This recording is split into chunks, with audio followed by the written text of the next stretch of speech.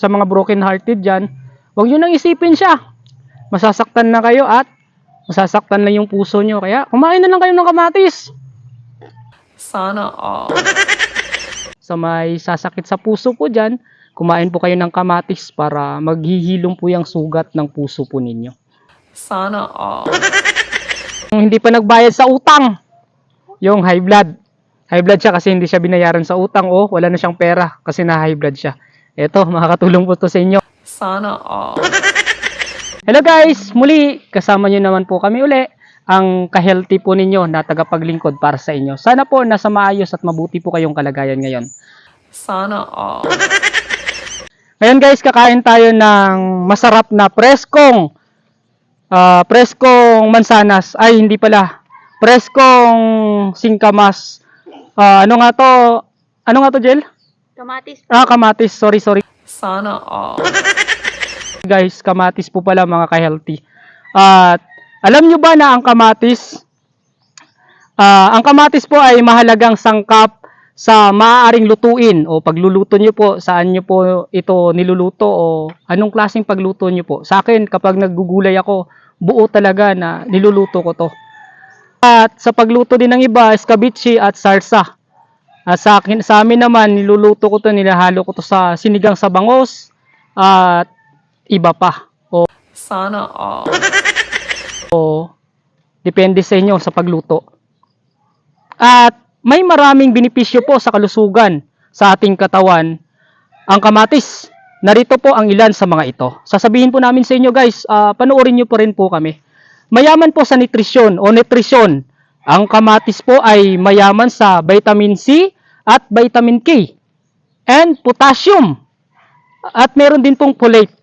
Ang mga ito ay mahalagang nutrisyon para sa pangkalahatang kalusugan. Nako, ibang klase talaga po yung kamatis. Source, lycopene. Ang kamatis po ay kilala sa mga pagiging isang mahusay na maaaring makatulong po sa panglaban o paglaban sa oxidative stress. At panganib po sa ilang mga sakit tulad ng mga kanser at sakit sa puso. Matindi talaga tong kamatis, pati sa kanser at saka sa puso. Sana all. At katulad din po pala ito sa atsal na nung nakaraan nating video. Meron din po siyang anti-cancer na makatulong na makayang makagamot sa sakit sa kanser. At ganyan din po yung pipino at guyabano. Yun din po ay panglaban o sa kanser. At makakatulong po siya. Saka yung kamatis po ay pangalaga po sa puso. Pwede nyo itong alagaan talaga yung puso po natin. O sa mga broken hearted po dyan. Sino kaya?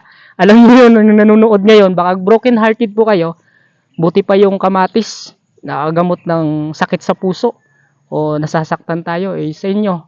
Sana all. Sa may sasakit sa puso po dyan, kumain po kayo ng kamatis para maghihilom po yung sugat ng puso po ninyo. Sana all. Try na natin ngayon, kakainin yung kamatis. Tignan nyo po. Ayan, sarap yan, oh. Malalaway o matatakam niya naman kayo sa pagkain ko. Kainin ko na, guys. Kainin ko na talaga to.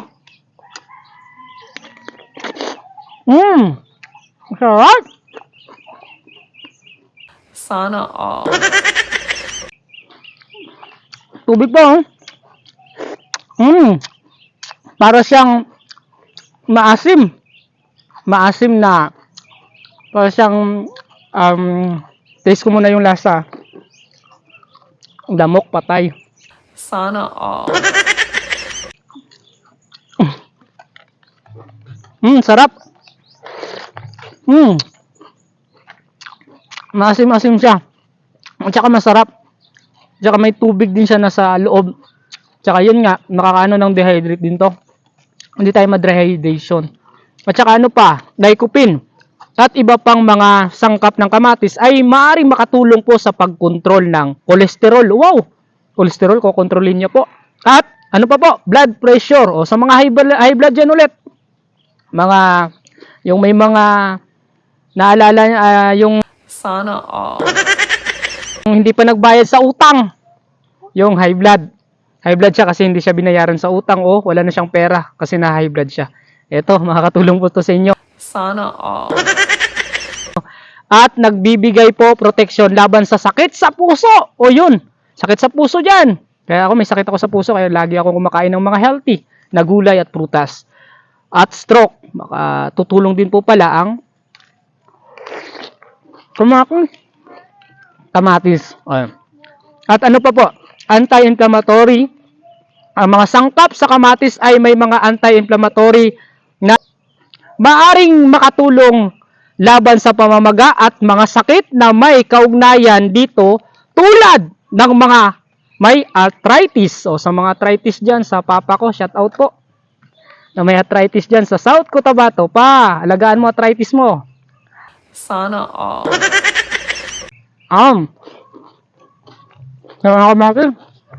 Kaya, ulitin namin sa mga magulang, lalo na sa mga bata, lagi kayong kumakain ng mga healthy na gulay o prutas.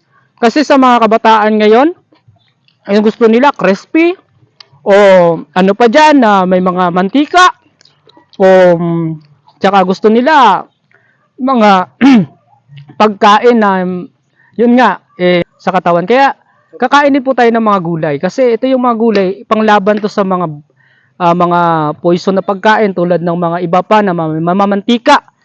Nakakatulong din to. At ano pa po ang makukuha sa benepisyo sa kamatis? Ito po ay pangpalusog sa mata. Guys, lulusog po yung mata natin. Ang kamatis po ay mayaman sa beta-carotene at lutein na mga sangkap na mahalaga po sa pangangalaga ng mga mata at pag-iwas sa mga problema sa paningin.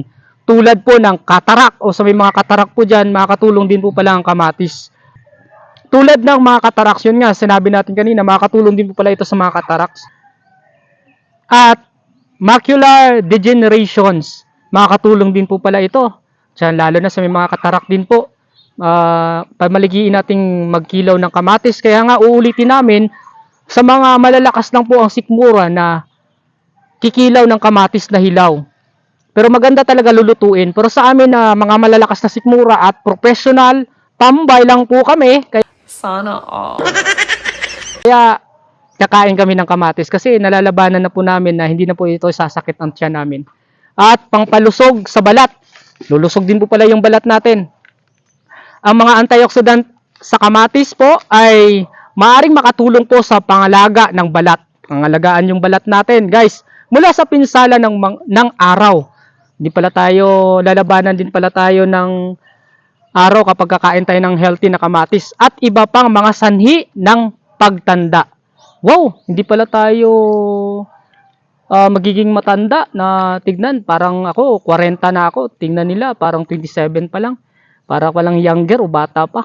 Tsaka batang isip pa. Ay, Sana all. pero lang po. Eto, pangpalusog din po sa digestion. Ang kamatis po ay mayaman sa fiber na makakatulong sa pagpapabuti ng gastrointestinal health at pagtulong din po sa regular na pagdumi. O yun, dami no. Kamatis, ang lupit. Kakain muna tayo guys kasi ini-explain ko na sa inyo, hindi pa ako kumain. Takam na takam talaga ako kakainin yung kamatis na to. Oh. Sana all.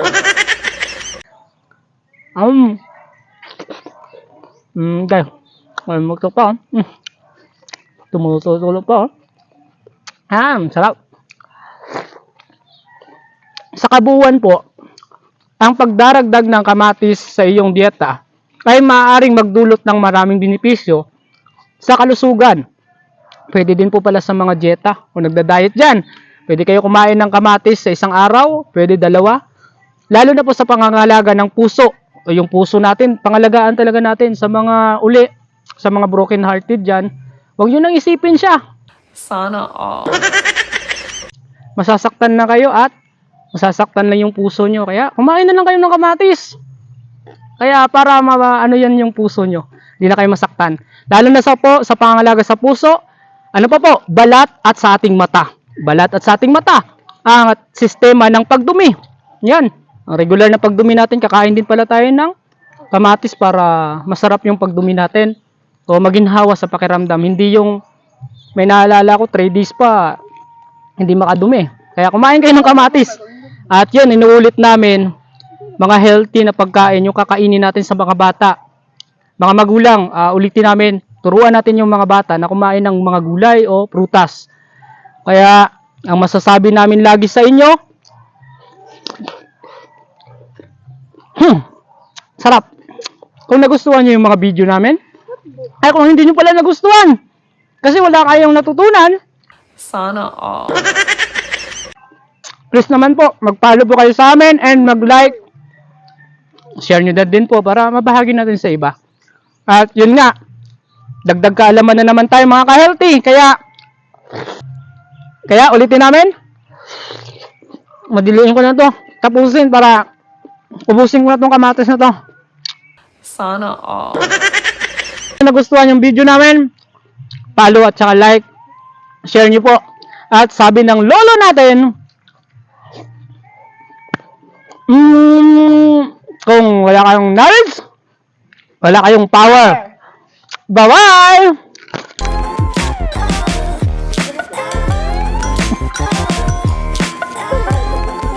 Behind the scenes.